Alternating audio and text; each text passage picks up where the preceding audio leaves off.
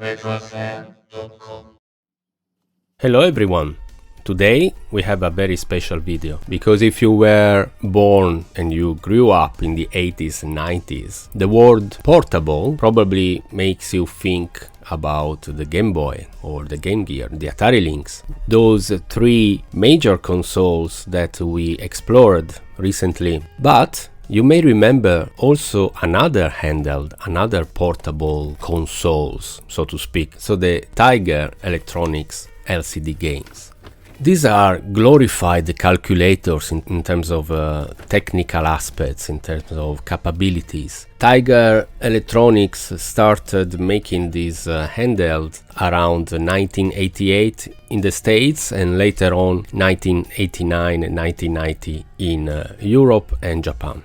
They clearly come from the Nintendo Games & Watch in terms of capabilities, in terms of philosophy. But what Tiger Electronics, their formula, what they did very well was to license big names, big brands from movies, sports, publishers, and package everything together in a compelling design, competitive pricing that allowed people to buy many of these handhelds, these LCD games, because of the way it looked very arcade, with this prominent branding of their favorite franchises. To give you an example, you have seen here in this video Jurassic Park, Robocop, Terminator, Altered Beast, Golden Axe, Space Harrier from Sega, Street Fighter 2, Mortal Kombat, even Virtua Fighter.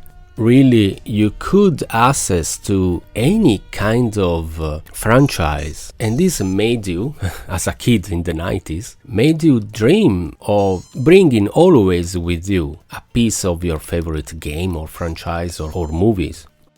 To be honest, since I was part of those children, those kids in the 90s, I had a few back in the day. And yes, you were always somehow disappointed, but you cannot see these games from the perspective you have today. 35 years later, obviously these games are laughable. They, most of the time, also quite hard to understand what's going on. In the video you realize that it's hard to see even what's going on, but this is because these are very old devices, and back then the contrast was obviously more prominent. I think it's important to recognize the place they have in the gaming history, because I cannot stress enough the fact that this was a big deal back in the day.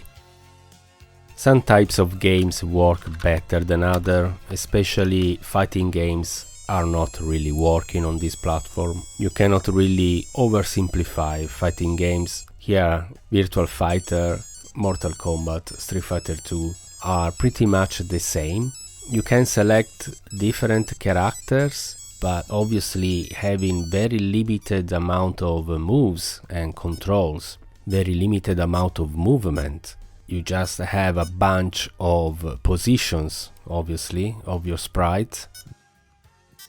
Probably the fact that you can select multiple characters, took more space out of the other possible positions and movements that could have made available to one single character. Anyway, even if it's hard to see, I think you can understand from these recordings that the gameplay is really, really bad.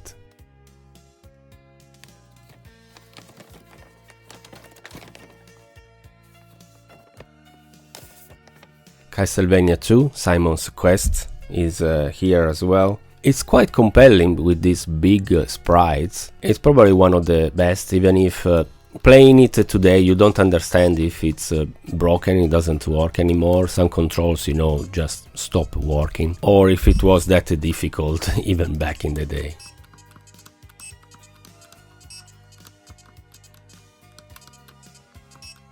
In 2020, Tiger Electronics also released the new versions. Here you can see Transformers and Sonic, but I think they released also X-Men, Power Rangers, and maybe also Jurassic Park. The disappointment was that was exactly the same handheld. They didn't add anything at all, and 35 years later, I don't think you can really propose the same kind of experience today. But what I wish they had done was to release one single handheld with, if not all the games, because the controllers are different, but a compilation of maybe the best of electronic games with a modern LCD screen, simulating basically the experience similar to the emulator you can find around about some Tigers games as well, but also Game & Watch. That would have been quite interesting, maybe with even a possibility to add your own Tiger games. Missed opportunity, I think.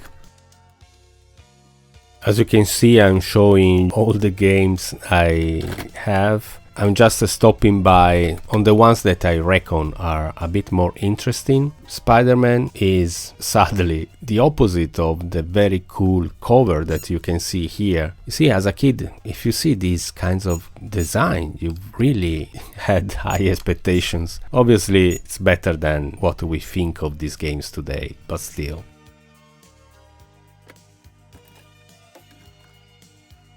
At this point you may think basically Tiger Electronics, they didn't miss any franchise.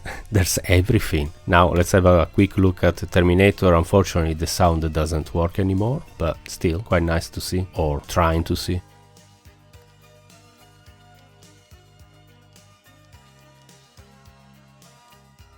Also the series by Disney with Aladdin, Toy Stories, Beauty and the Beast, DuckTales. DuckTales is probably the best one.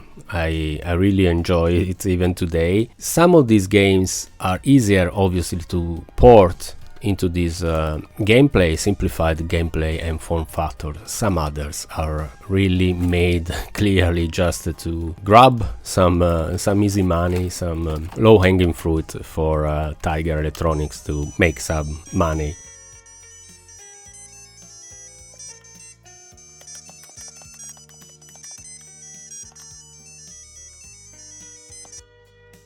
It's also interesting to see how the form factor and a bit of the design changed over the years. The initial electronic games were more squared with a smaller screen, and then they started doing this classic white, more rounded shaped design.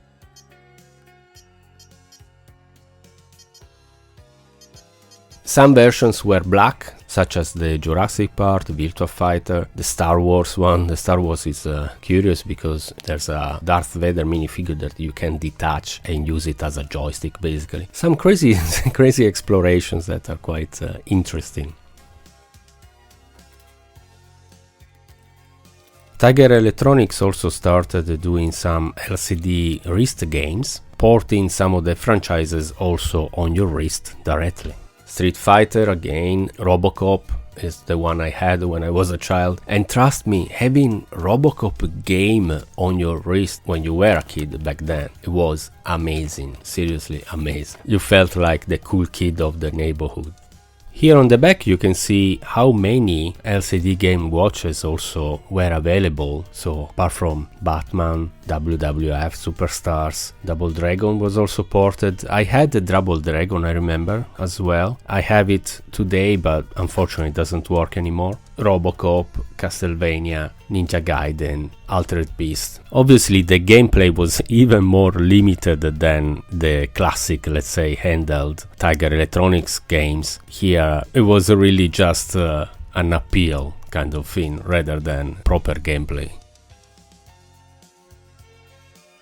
In conclusion, I think Tiger Electronics have space and a place in the gaming history. Their aggressive marketing, the universal kind of licensing approach and low pricing, and the high expectations of the packaging and the design, that every time, even with the disappointments as a kid, you were promised a great experience. And yes, to some extent it was, in a period of time where obviously internet wasn't there. Being able to take a Terminator handheld always with you, with just a couple of batteries, AA batteries, lasting forever, unlike, you know, the Atari Lynx or the Game Gear. It was really something, or having a Robocop game on your wrist. It was great. And to make this video and the article, please have a look on RetroAffaire.com, where you can see also more pictures and more information. I unpacked all my Tiger LCDs, and the smell that I experienced brought me back, this smell of plastic. For a second I was a kid again with my new Tiger in the 90s. When you open that packaging, I still remember that same smell, that peculiar smell of plastic. It was my Proust Madeleine kind of moment. I don't collect these games to actually play with them today, but for nostalgia. So thank you, and I hope you enjoyed this video. Please follow, like, subscribe, whatever you want, whatever you like, and see you next time.